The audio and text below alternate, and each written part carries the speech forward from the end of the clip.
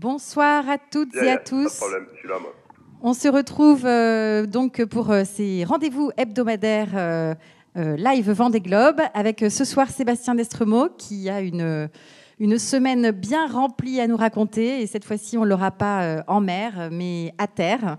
Et puis donc à côté de moi Jean Guilhem, fidèle au poste. Bonsoir Tiffaine, bonsoir à tous. Qui sera là aussi pour nous expliciter un peu plus la course et où nous en sommes tout à l'heure après avoir eu Sébastien. Quelques mots aussi pour excuser Charles Berling qui n'a pas pu nous rejoindre ce soir, mais qui pense bien sûr très fort à Sébastien et à vous tous. Il est actuellement donc en train de préparer une création avec Pascal Rambert, deux amis, une création qui sera présentée bientôt cet été au Festival de Château-Vallon en juillet. Mais je crois qu'il est temps de retrouver Sébastien. Sébastien, est-ce que tu nous entends ? Bonsoir Tiffaine, bonsoir Jean-Guy, bonsoir maman. Oui. Donc oui, maman fidèle au poste dans la salle. Bon Sébastien, on a beaucoup pensé à toi cette semaine. Ah ben c'est gentil de penser à moi comme c'est mignon, c'est adorable. Moi j'ai beaucoup pensé à vous aussi. Hein. Comment est-ce que tu peux revenir un petit peu sur toutes les émotions que tu as pu traverser entre cette lourde prise de décision ? Quand on s'était mercredi dernier, tu nous disais un peu tes hésitations et ta peur d'avoir à prendre cette décision justement. Entre-temps, tu as eu tes frères. Oh bah ouais, c'est voilà, c'est ça. Ouais, de toute façon, c'est pas une décision facile, hein, de décider d'arrêter le Vendée Globe. Mais c'est vrai que c'était pas, le bateau était pas en condition, il était pas sûr. Le bateau était pas sûr et j'avais pas j'avais qu'un seul pilote automatique qui était faible et j'avais absolument rien d'autre pour diriger le bateau. Donc j'étais extrêmement vulnérable à la casse de ce pilote automatique. Et quand je suis passé au sud de l'île d'Auckland, c'était vraiment le moment où il fallait prendre des décisions. Parce qu'une fois qu'on a passé l'île d'Auckland, il n'y a plus rien, il y a plus rien avant le Horn. Donc c'est là où il fallait se poser et puis bien réfléchir, quoi. Donc j'ai appelé les frangins les uns après les autres. On a beaucoup discuté de la situation technique du bateau, et puis aussi des conséquences d'un arrêt. Comment ça pouvait se faire, etc. Et c'est vrai que chacun d'eux m'a dit que c'était quand même compliqué de continuer. Donc quelque part c'était bien et puis il y a une phrase qui m'est restée. Vraiment. C'est Hugues qui m'a dit bah tu sais, avec ton bateau là, dans l'état dans lequel il est, tu partirais pas faire Toulon-Porquerolles sans le réparer, sans mettre une barre, sans faire quelque chose sur le bateau. Voilà, parce que le bateau il est pas sainement navigable, quoi. Et alors attaquer le Pacifique, normalement, quand tu ferais pas Toulon-Porquerolles, faire la Nouvelle-Zélande des Sables d'Olonne, voilà. Donc ça c'était bien d'entendre ça et voilà. Et puis une fois qu'on a raccroché, Ben, je me suis assis, et puis et je me suis bien regardé. Je me suis regardé dans un miroir, et puis je me suis dit, voilà, tu peux y aller, hein. T'as fait 5000 milles depuis tous ces problèmes de pilote et de bar. C'est passé aux îles Crozet il y a un mois, donc tu peux continuer puisque t'es arrivé jusque-là. T'as fait 5000 milles, donc tu peux faire plus. Donc c'est sûr que tu peux y aller. Mais si t'y vas dans cet état-là, si vraiment tu décides de partir et de traverser le Pacifique, eh ben tu perdras mon respect. Je me suis dit ces mots-là. Voilà, parce que c'était pas respectable de partir avec un bateau dans cet état-là à l'assaut du Pacifique. Voilà, donc une fois que tu t'es dit ça, moi je me suis dit merci. Et alors, J'ai tourné la barre. on ressent quoi dans ce type d'épreuve, de ce genre de décision? C'est de la tristesse, c'est de la rage, c'est de la colère, c'est quoi? C'est de l'humiliation, qu'est-ce que tu peux dire?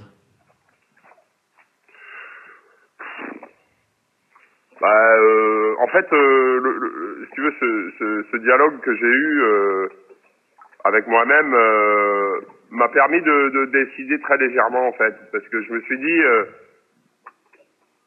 tu peux pas faire quelque chose d'aussi grave jusqu'à en perdre ta propre estime, en fait. Tu vois, l'estime de toi, quoi. Je me suis dit, putain, c'est pas possible. C'est juste pas possible de partir et de. Bien sûr que ça peut marcher, je peux y arriver. Ça peut être galère, ça sera galère, mais j'y arriverai ou pas. Mais je vais mettre. Mais que j'y arrive ou pas, il y avait quand même plus de chances que j'y arrive pas, hein, parce que le bateau était quand même en sale état.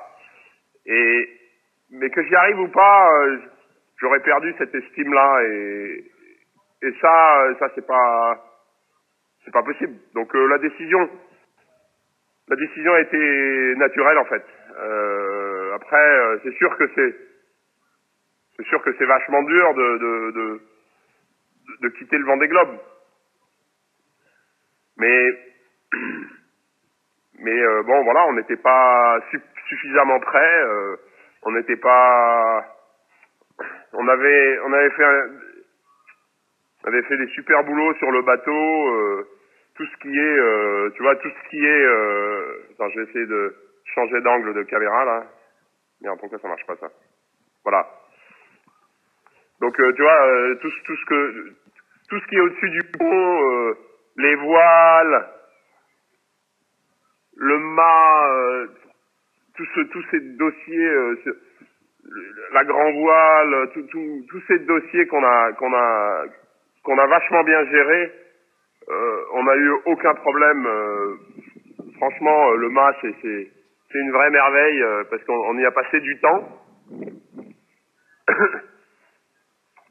Et malheureusement, on n'a pas passé assez de temps sur les safrans, sur les systèmes de bar, les pilotes.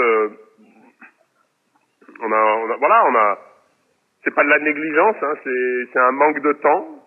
C'est aussi un manque de connaissance du bateau.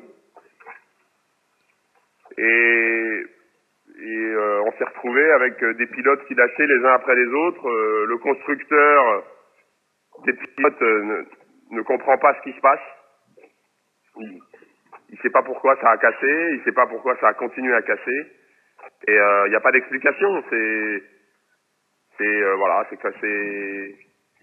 On n'était pas prêts. On n'était pas prêts à faire un tour du monde avec ce matériel-là.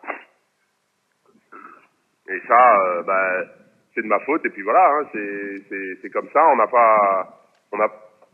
on n'a pas mis assez de temps dans ce projet, de temps technique, hein, je parle de temps technique dans ce projet. Et on sait que la préparation, c'est avant et pendant. On l'a commencé trop tard, parce que... Ouais. Bon, en tout cas, tu as beaucoup de messages de félicitations et de respect. La préparation... Tu as l'école, la classe de 5e là, du collège Marcel Pagnol qui t'envoie des félicitations, des bons courages. Bravo pour tout le parcours que vous avez fait. Il faut faire preuve de sagesse pour abandonner. Ouais. Vous avez tout mon soutien. C'est dommage, mais c'était le mieux à faire pour éviter les risques. Et voilà, et qui vous demande aussi qui te demande si tu es fier de ton parcours.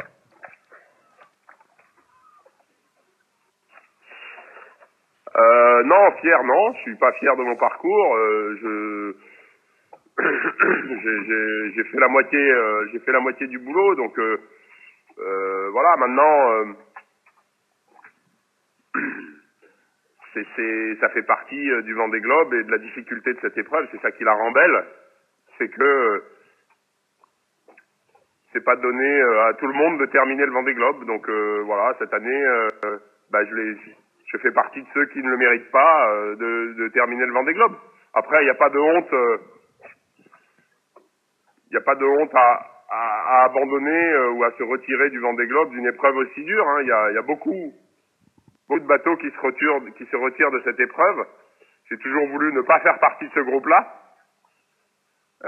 Bon, voilà. Mais c'est comme ça. Et il faut vivre avec. Hein. J'ai ramené le bateau au port. J'ai rien demandé à personne. Enfin, j'ai rien demandé à personne dans le sens, j'ai pas demandé d'assistance pour me ramener.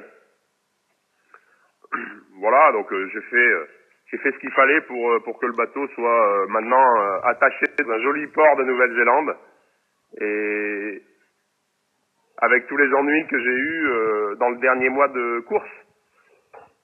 Voilà, on a fait ce qu'il est. Et alors cette arrivée, elle est un peu étrange. Situation de Covid, dans un petit port de Nouvelle-Zélande. Est-ce que tu peux nous en parler? Tu es à Christchurch. Oui, alors là, c'était assez épique. C'était vraiment curieux, quoi, parce que dès que j'ai pris la décision de faire demi-tour, j'ai évidemment informé la direction de course, qui a instantanément enclenché une procédure pour me ramener en Nouvelle-Zélande.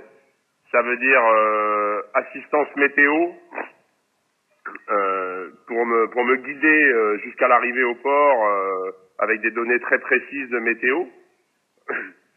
Et ensuite ils ont une personne ici en Nouvelle-Zélande qui est en charge du Vendée Globe dans l'hémisphère sud, pour justement gérer tous ces problèmes. Et donc cette personne qui est de Dunedin, Stuart, s'est occupée de mon immigration, de ma rentrée dans le pays, puisque le pays est fermé, hein, il est complètement fermé et il est étanche. La Nouvelle-Zélande, personne ne rentre, il n'y a pas de... Voilà, c'est fermé, c'est un pays fermé. Et donc d'abord ils ont refusé mon atterrissage. Et je continue à me diriger vers la Nouvelle-Zélande, mais en sachant que pour l'instant j'avais pas d'autorisation d'entrée. Et il se trouve que le 19 janvier, il y avait un coup de vent annoncé ici très fort dans la baie de Wellington, là juste à côté. Et les météorologues du Vendée Globe, Christian Dumar, m'a dit, il faut pas que tu sois en mer le 19. Tu te débrouilles comme tu veux, mais le 19, il faut pas que tu sois en mer, il faut que tu sois au port. Donc les services d'immigration, il fallait qu'ils donnent la décision vite, quoi. Et donc je les ai prévenus, je leur ai dit, écoutez, de toute façon, soit vous m'autorisez à rentrer dans le port de Christchurch, ici, à Lyttelton, le 18, soit je rentre quand même. Et parce que je peux pas rester dehors, c'est pas possible. Je peux pas rester avec un bateau qui n'est pas sain, où il va y avoir 55 nœuds de vent d'un seul coup, quoi. Donc ils m'ont donné l'autorisation d'entrée quand j'étais à 2 heures du port. Mais ils m'ont quand même dit tu seras placé en quarantaine sur un ponton isolé jusqu'à ce que les services d'immigration soient passés, que tu aies ton visa et surtout que tu aies un test PCR avec résultat négatif. Donc tu arrives, mais tu ne mets pas le pied à Après terre. 70 jours de mer. Tu ne goûtes pas la bière locale. Non. Non, alors non, je suis en zone franche. Donc zone franche, c'est-à-dire interdiction d'amener de bière, d'amener quoi que ce soit. Et les seules personnes qui passent sur le bateau sont les douanes et les services d'immigration. Et pendant 48 heures, ouais, ça a duré un peu moins de 48 heures, j'étais interdiction de débarquer du bateau. Et si un Néo-Zélandais me filait un coup de main pour amarrer le bateau ou pour toucher le bateau, il fallait que lui aussi passe un test Covid. C'est le règlement, c'est la limite de la bureaucratie et des règlements. Ah, c'est sûr que tu n'étais pas le plus à risque. Hein. J'étais confiné. Ah non, j'étais pas le plus à risque, non. Non, d'ailleurs, je vais vous montrer où j'étais placé. C'était donc je sais pas si on va voir très bien. Tiens, voilà, je vais me mettre là-bas, là. Là, en face, sur ce quai, en face, là-bas, au bout, là-bas, bah, j'étais amarré le long du quai contre des pneus et j'avais une voiture des douanes qui était garée à côté du bateau pendant 48 heures, avec 2 douaniers à bord. C'est très accueillant. C'est sympa, hein. C'est sympa comme accueil. Ça rigole pas. C'est une arrivée rêvée. Oui, les Néo-Z. Bon, et depuis que tu as eu le sésame... ça change... ça change de l'arrivée du Vendée Globe il y a 4 ans. Tu vois, il y avait un petit peu plus de monde, en fait. Bon, bah écoute, c'est très Covid compatible, tout ça. Mais c'est vrai que... Et donc, hier à midi... ouais, alors évidemment, j'étais négatif, bien sûr. Ça aurait fait... ça aurait été un séisme, un cataclysme que je ne sois pas négatif, après 70 jours de mer, évidemment. Et hier à 11h, ils sont venus tamponner mon passeport et m'autoriser à débarquer, c'est-à-dire à amener le bateau au port, où là m'attendait le directeur du port et puis plusieurs personnes qui étaient là, qui m'ont pris les amarres et qui m'ont aidé à attacher le bateau. Voilà. Et alors, qu'as-tu fait depuis ? Et depuis, eh bien depuis, alors là, je suis arrivé à midi et j'ai attaché le bateau. J'ai vraiment jeté le bateau là, je l'ai attaché vite fait.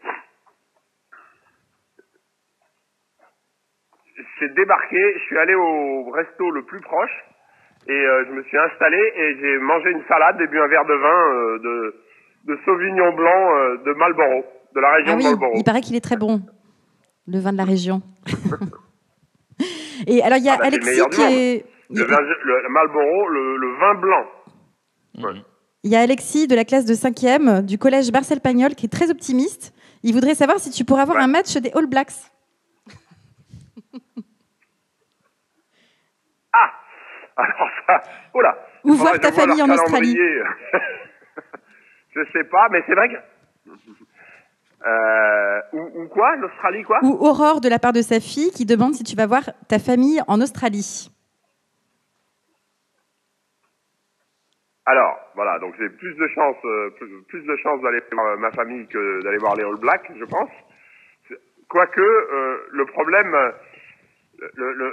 est que aujourd'hui, si je quitte la Nouvelle-Zélande, je ne peux plus y revenir. c'est le pays est complètement fermé. Donc là maintenant ils m'ont accepté, ils m'ont donné un visa d'un mois. J'ai le droit de rester un mois ici et partir avec le bateau. Voilà, mais autrement je reviens plus. Tant que le pays reste dans cette situation sanitaire, personne ne rentre dans le pays, personne. Sauf les Néo-Zélandais qui peuvent rentrer voir leur pays, quoi, bien sûr, mais autrement, il n'y a pas de tourisme, personne.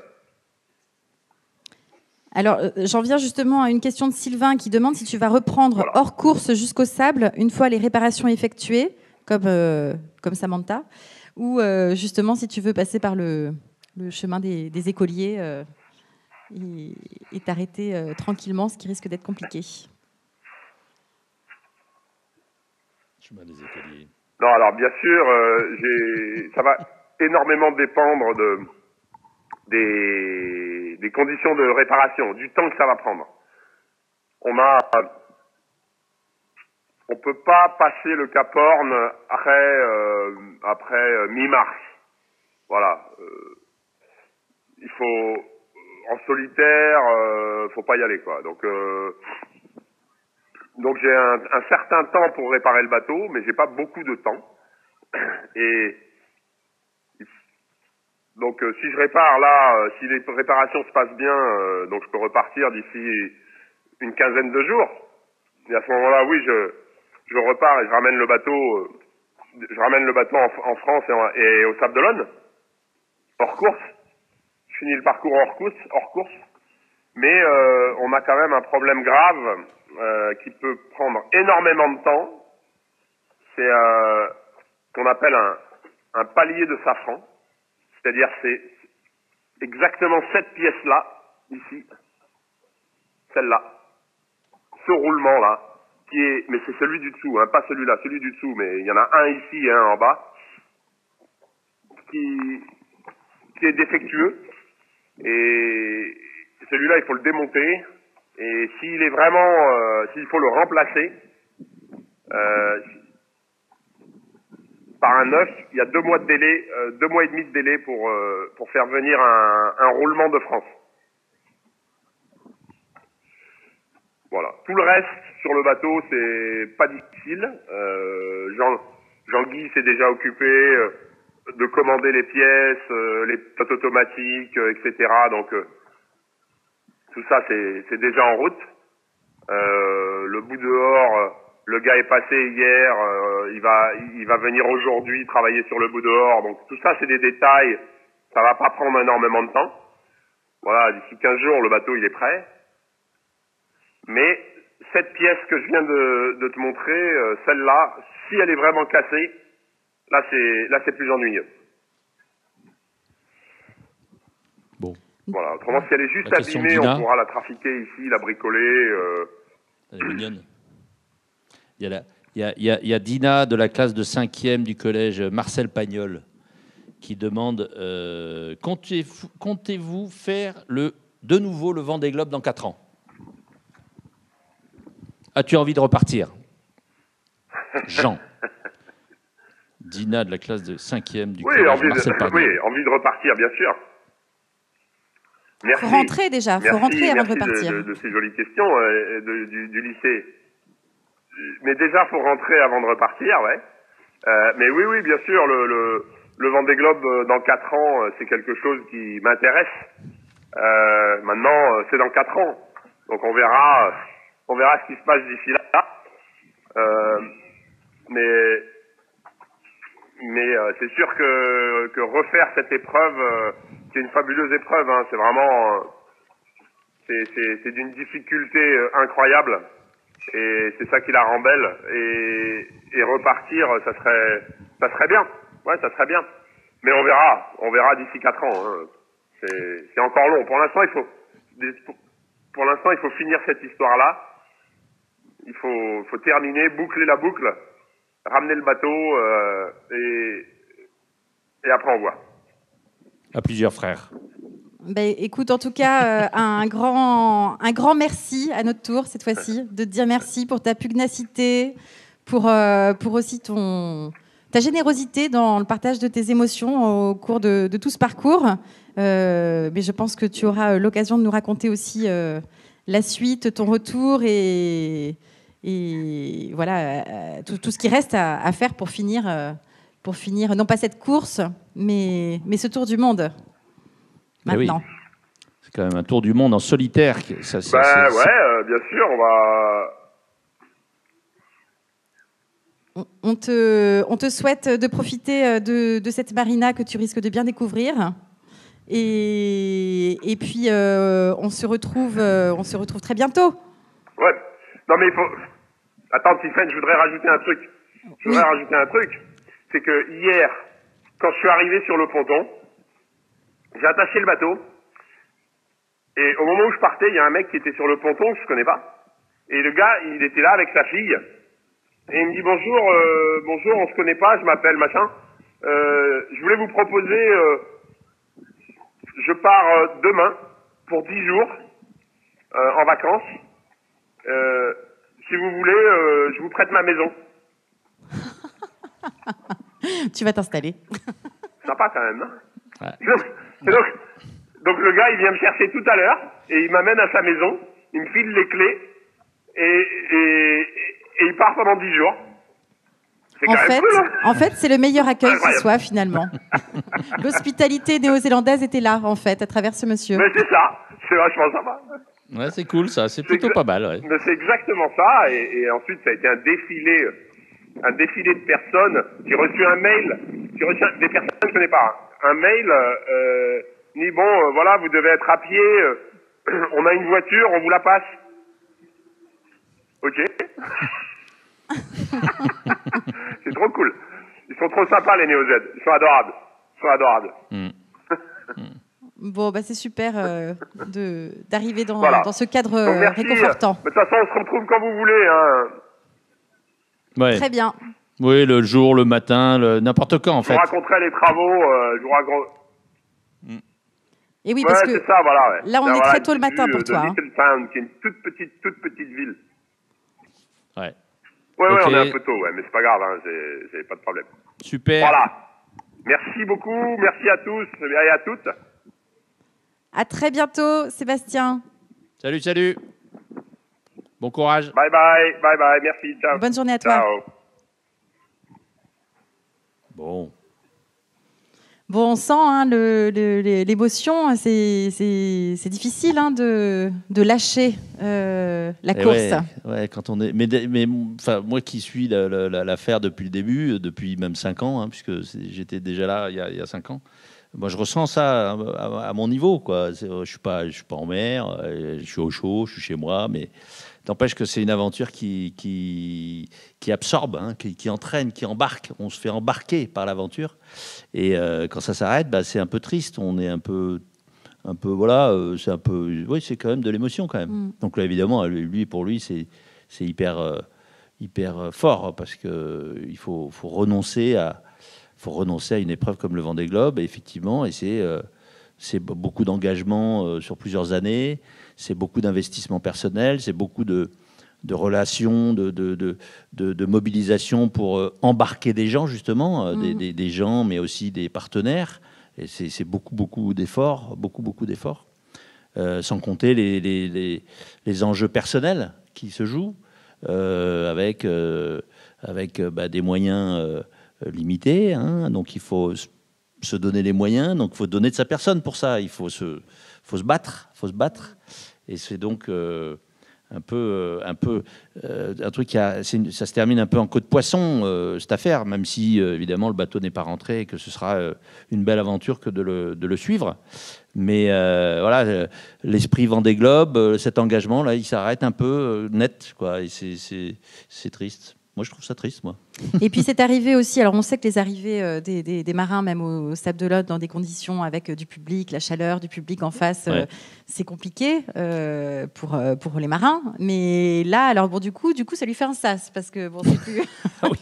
c'est moins secouant, peut-être, ou moins la folie dont il peut parler dans son livre, où il se retrouve face à 60 questions semblables. Ouais. Il a devoir justement être en pilote automatique, ce qu'il n'a plus dans ses réponses. Mais bon, ça fait quand même plaisir de voir qu'il profite de cette ville et puis des Néo-Zélandais et qui voit le côté positif encore une fois de la chose. Ouais, et puis ils sont sympas ces Néo-Zélandais. Vraiment, c'est touchant quand même de se faire prêter sa maison, une maison, une voiture. Enfin, c'est vraiment. Est-ce qu'on ferait ça nous? Je sais pas. J'espère. Il faudrait peut-être qu'on en copie un peu. Non il faut qu'on copie. Et alors, tu as suivi bien cette semaine aussi l'aventure des autres concurrents, notamment d'Alexia Barrier et Clément Giraud, bien sûr, qui ont passé leur... alors, Alexia l'a passé, le Cap Horn? Non, pas encore. Hein. Elle y est encore dans le Pacifique. Clément l'a passé. Ça a été quand même un grand moment pour lui. C'est extraordinaire. Je crois qu'il a bien profité. Il y a eu quelques vidéos de sa part où il fait part de son émotion, du partage qui provoque, enfin, qui propose. Et ça, c'est vraiment chouette d'avoir ces images-là, ces moments-là. C'est un événement pour la carrière d'un marin.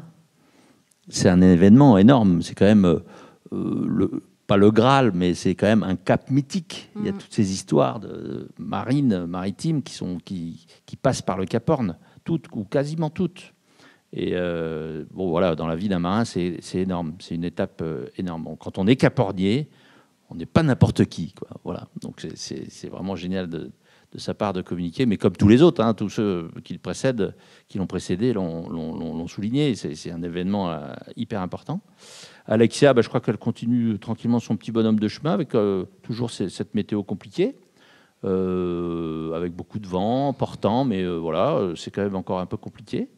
Elle va arriver dans moins d'une semaine maintenant, dans quelques jours, au Cap Horn. Et puis voilà. Oui, je crois qu'elle le prévoyait pour demain, après-demain, non? C'est pas ça? Ou ce sera peut-être un peu... Un peu plus... Oui. Ah oui. Oui, ouais, bon... Ça va se passer. De toute façon, elle est avec Samantha Davis à côté d'elle. Elle a également Harry, qui est pas loin. Donc voilà, ils sont encore en groupe, c'est sympa. Et donc, alors, il y a un autre gros groupe en tête de course. Ça se bouscule. Effectivement, il y a une course en tête de flotte qui est géniale avec les 5-6 premiers, enfin ce groupe de tête qui se battent comme des chiffonniers. C'est alléchant quand même, cette édition. Ouais, là c'est vraiment là il y a vraiment, on voit sur la carte avec la météo là les vents qui s'éteignent en fait, hein, devant la flotte. Là il y a une barrière, une forme de barrière en bleu là, bleu foncé. Donc là-dedans, il y a moins de vent. Et ça veut dire que ça va redistribuer les cartes. Parce qu'on a à l'ouest Louis Burton, avec Bureau-Vallée, qui donne vraiment tout ce qu'il peut pour aller plus vite que les autres et pour se donner une option. Hein. Donc en passant par l'ouest, il se donne une option, grâce aux capacités de son bateau, d'accélérer et d'avoir un petit décalage vers le nord. L'avantage de ce décalage vers le nord, c'est que ça le fait pénétrer dans cette zone avec moins de vent. Et du coup, généralement, celui qui rentre en premier, il en sort en premier aussi. Du coup, les vents qui sont derrière cette barrière sont très différents, puisque c'est des vents d'ouest ou sud-ouest. Et à partir du moment où on prend ces vents-là de sud-ouest, on est au portant. Et là, la vitesse s'accélère très fortement. Et surtout, on fait route directe vers l'arrivée, ou quasiment. Voilà. Donc l'enjeu, c'est ça, c'est de prendre ce vent de sud-ouest ou ouest, le premier. C'est ça le pari de Louis Burton. Les autres ont une position plus conservatrice et elle est moins risquée. Voilà. Donc on verra bien qui rira le dernier, quoi. On verra bien. Mais c'est génial parce qu'ils sont tous au contact. C'est vrai que les classements reflètent pas vraiment les positions réelles vis-à-vis de la progression sur ces endroits et cette météo. On verra ça dans 24 heures, grosso modo. Hein. je pense. Là, il reste à peu près quoi, 7-8 jours avant l'arrivée du premier. Ouais. Voilà, c'est ça. Ça va après cette barrière, ça va toujours être compliqué. Il va y avoir beaucoup de manœuvres parce que les vents vont varier encore. Du coup, il va y avoir beaucoup de manœuvres pour rejoindre les Sables d'Olonne. Mais les écarts creusés vont se réduire peut-être un petit peu. Mais en gros, cette barrière-là, elle va donner quand même une forme au classement qui va être pas loin du classement définitif, quoi. Celui qui en sort le premier, il va partir tout seul. Il y a des chances qu'il gagne, quoi. Il y a des chances qu'il gagne. Donc ça va jouer entre Apivia, Charlie Dalin et j'espère Louis Burton. Les autres, ils formeraient de très beaux vainqueurs aussi, hein, mais il n'y en aura qu'un. Mais il y en aura qu'un. Et puis j'ai un petit faible pour Louis Burton qui a fait une course géniale jusque-là. Il a fait une course absolument extraordinaire. Alors, j'en profite juste là de t'avoir à côté pour... on a la classe de 6e bleu de Notre-Dame des Missions qui a l'air d'être très intéressée à l'idée de participer un jour et qui demande à partir de quel âge peut-on participer au Vendée Globe. Il y a Clément et Manon aussi qui demandent quels sont les critères à respecter pour qu'un skipper participe à la course. Ouais. Alors, à ma connaissance, il suffit d'être majeur. Donc 18 ans. On peut prétendre prendre le départ du Vendée Globe. Mais effectivement, la question d'après est importante parce que quels sont les critères ? Il faut franchir avec succès un parcours de qualification. Un parcours de qualification, ça suppose de participer à une course ou plusieurs, selon les modalités de qualification qui sont évolutives d'une édition à l'autre. Il faut participer à un certain nombre d'épreuves sportives dans la catégorie de ces bateaux-là, donc de la classe IMOCA. À partir du moment où on a rempli les conditions, je ne vous explique pas comment c'est déjà difficile de remplir les conditions, parce que pour remplir les conditions, il faut avoir un bateau, il faut avoir un financement, il faut avoir une condition physique, les compétences requises pour participer à ces épreuves-là. Il faut également répondre sur le plan médical, sur un certain nombre de compétences, sur la sûreté, sur les secours en mer. Il faut avoir tout un tas une batterie de compétences, un portefeuille de compétences très important. Et ça ne se fait pas comme ça en 5 minutes. Donc, disons que le droit, effectivement, c'est 18 ans. Mais pour celui qui veut y arriver, je crois que le plus jeune participant au Vendée Globe, c'est Alan Roura, l'édition d'il y a 4 ans, et il devait avoir 23 ans. Oui. Bon, c'est hyper jeune. Hein. C'est un exploit qu'il a accompli en prenant le départ. Il me semble que c'est 23. Hein. Donc voilà, mais enfin, à partir des 18, il reste encore 5 ans pour progresser, pour acquérir les compétences, trouver les moyens. Et puis pas lâcher l'affaire, parce qu'il ne faut jamais lâcher l'affaire. Pour le Vendée Globe, ça se construit en plusieurs années. Il faut avoir que ça en tête, il faut être mobilisé là-dessus, il faut se battre tous les jours, il faut construire, pour arriver à prendre le départ d'un Vendée Globe, c'est un combat, c'est une équipe qu'il faut constituer et qui doit être mobilisée vers l'objectif, sachant que sur le bateau, il restera une personne, et donc il faut être...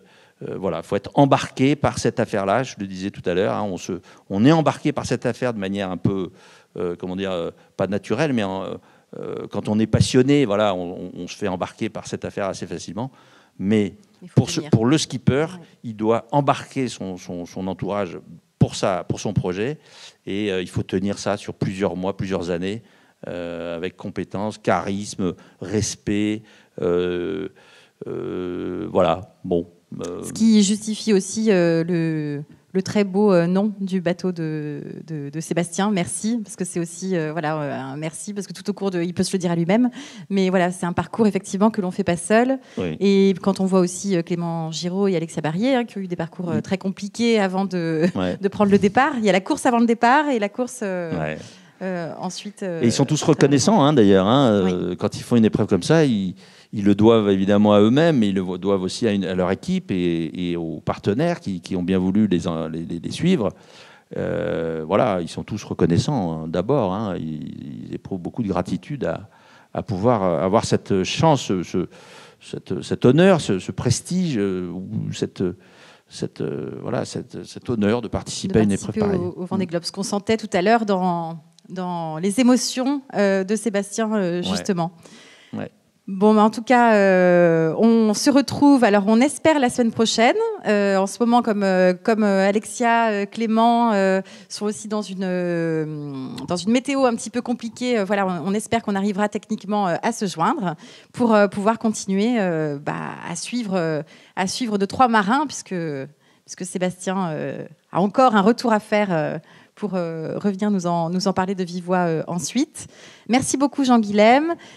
J'en profite aussi pour remercier, bien sûr, pour les questions, les internautes, les 5e du collège Marcel Pagnol qui nous suivent beaucoup, qui suivent les marins, la 6e bleue de Notre-Dame des Missions, et puis pour la réalisation des directs, Olivier Caillé, donc le directeur d'Ectacom, la société qui permet la liaison satellite avec les marins, Erwan Renan, le chef de projet, Hervé Borde du Vendée Globe, Michael de Tech Even, juste derrière nous pour la captation, la formidable équipe du Théma derrière moi, Alison et Tiffaine. Un coucou aussi à Laure.